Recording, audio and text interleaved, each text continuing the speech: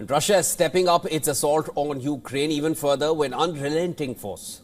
A wave of drones and missiles are targeting the country's already fragile power grid, aiming to break Ukraine's energy lifeline in the dead of winter. Across towns and cities, families huddle in the chill. Christmas trees stand shadowed, and New Year's illuminations dim as blackouts spread. Take a look at our next report for more details.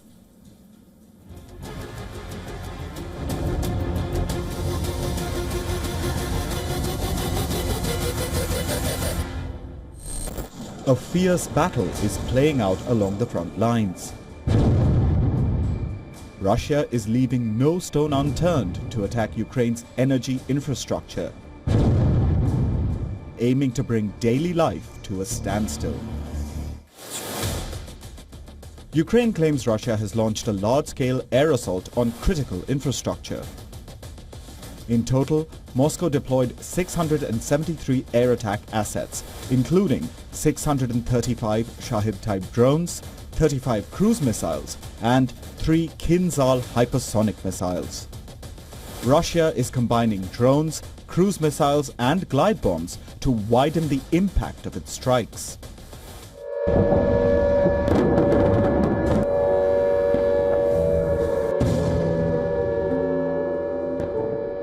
In Kyiv, air raid sirens echoed through the city as residents rushed to shelters.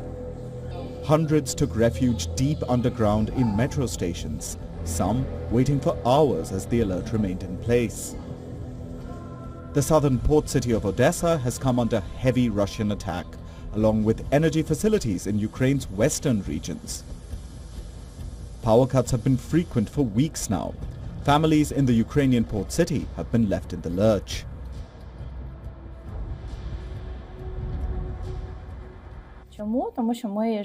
Why? Because we live in a building that has no gas, which means that when we have no electricity, we have no water and no heating. It may be plus 5 degrees outside at night, but in 10 to 12 hours the house gets cold very quickly and you can't heat your flat on your own.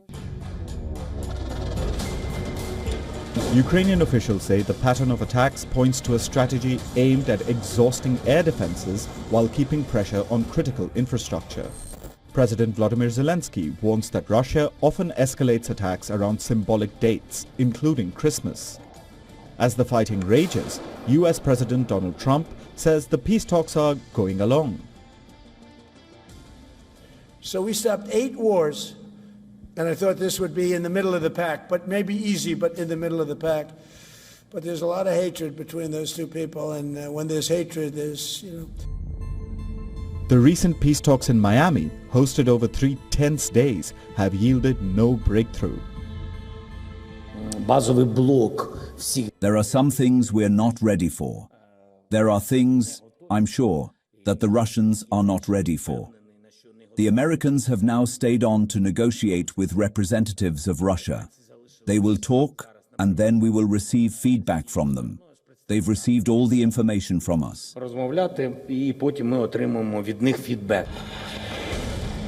The future of peace talks hangs in the balance. So does the fate of Ukraine. As the war enters its 4th year, peace is still a distant dream. Bureau Report, WION, World is One.